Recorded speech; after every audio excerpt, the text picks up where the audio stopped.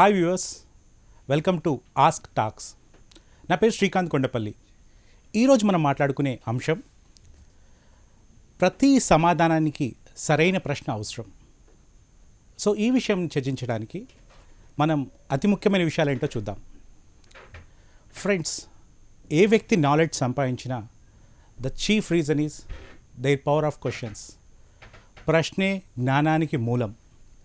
ఉదాహరణకి న్యూటన్ ఒకరోజు ఒక చెట్టు కింద కూర్చున్నప్పుడు అది యాపిల్ చెట్టు అయి యాపిల్ పండు తన మీద పడ్డప్పుడు అందరిలా ఆ యాపిల్ పండుని తీసుకొని తినే అవకాశం ఉండే, లేదా ఈ యాపిల్ పండు పైకి వెళ్లకుండా కిందికే ఎందుకు వచ్చింది అని ప్రశ్నించుకున్నాడు.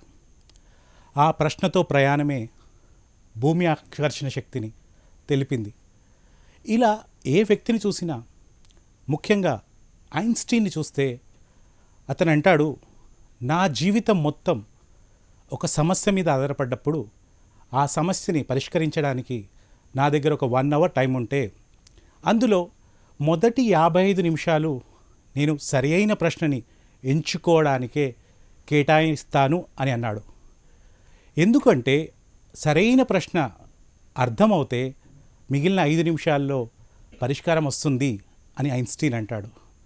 సో ఇలా ప్రశ్న ఎన్నో సందర్భాల్లో మనకు సహాయపడుతుంది.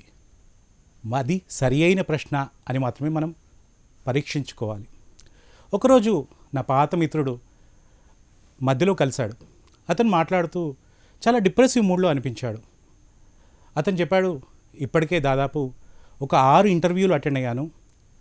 ఏ ఇంటర్వ్యూలో కూడా నాకు సరైన రిజల్ట్స్ రావట్లేదు. ఇక జాబ్ వస్తుందని నేను అనుకోవట్లేదు. ఎందుకు నాకు ఇలా జరుగుతుంది, ఎందుకు ఎవరు నాకు జాబ్ ఇవ్వరు అని ఇలా ప్రశ్నించసాగాడు. నాలో తప్పేంటి అని నన్ను చూస్తూ అడిగాడు.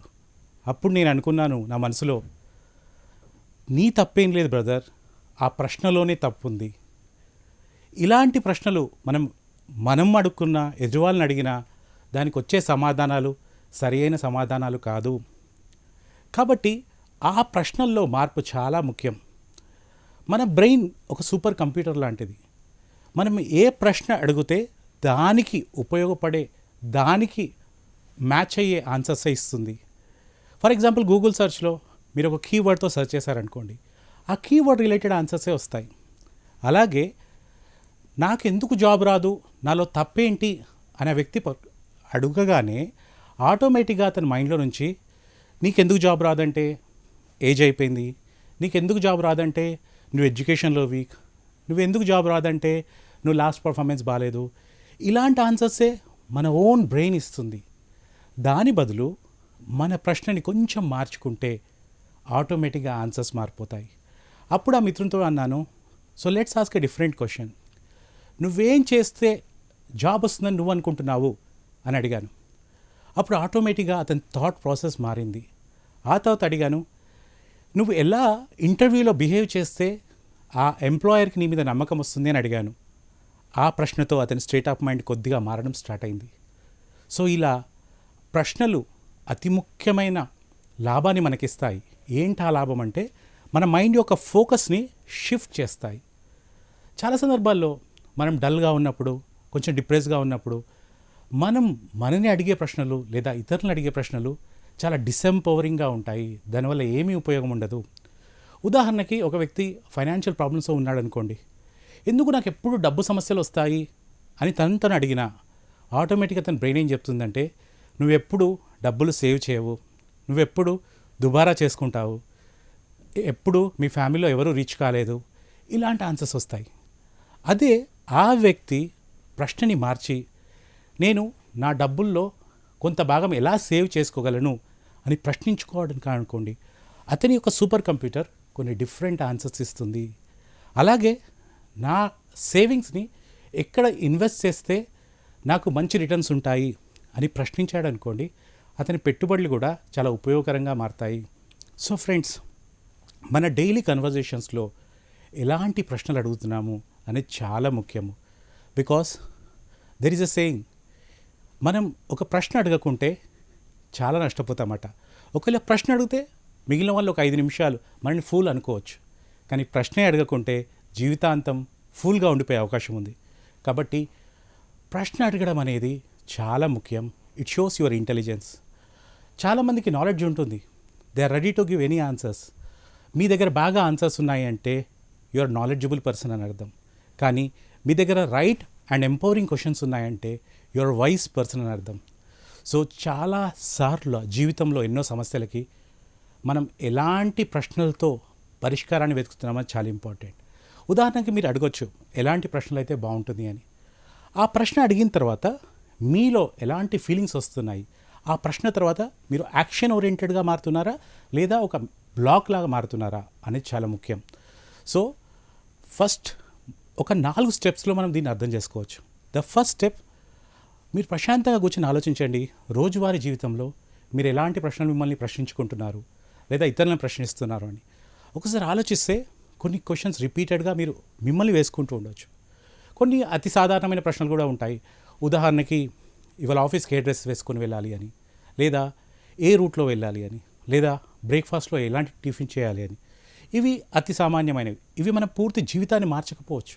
కానీ పిల్లల్ని బాగా చదివించాలంటే ఏ స్కూల్లో వేయాలి, ఎలాంటి బుక్స్ చదివితే నా అభివృద్ధికి హెల్ప్ అవుతుంది, ఇలా ఎంపవరింగ్ క్వశ్చన్స్ మనని మనం అడగడము, ఇతరులను అడగడం వల్ల చాలా లాభం అవుతుంది.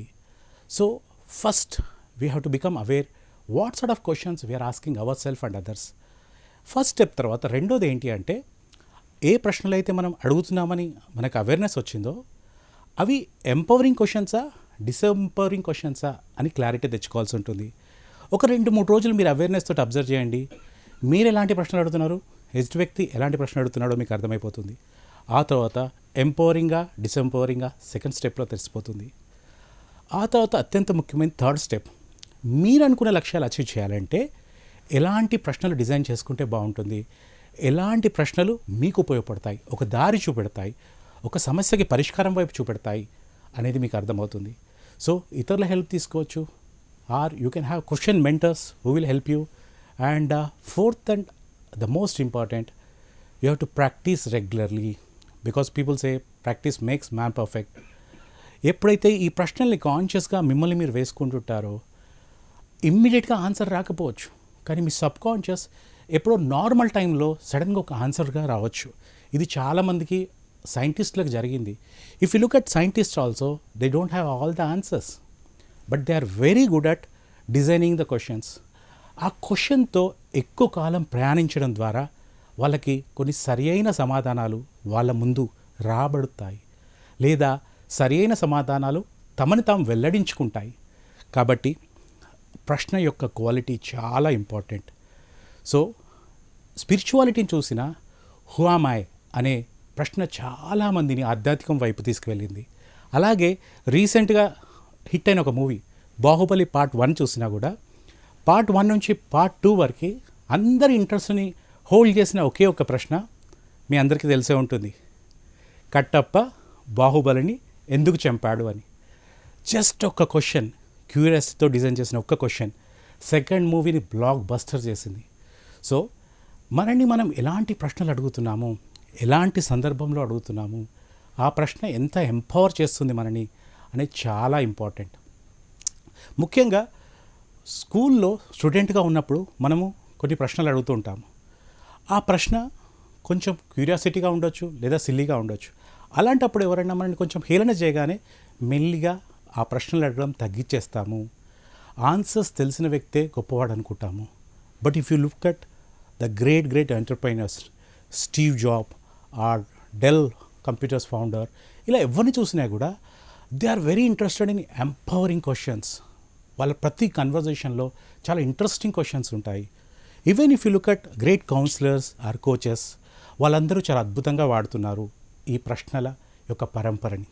సో ఫ్రెండ్స్, మీరే రంగంలో అయితే అభివృద్ధి చెందాలనుకుంటున్నారో దానికి సంబంధించి కనీసం ఒక 7 పవర్ఫుల్ క్వశ్చన్స్ ఈరోజు రాత్రిలోపు రాసుకోండి.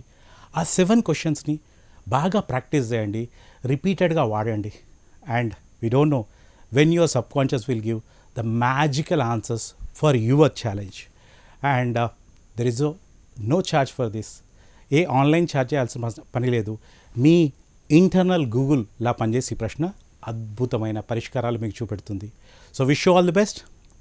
సరి అయిన పరిష్కారాలకి, సరి అయిన సమాధానాలకి సరి అయిన ప్రశ్న చాలా ముఖ్యం. So all the best.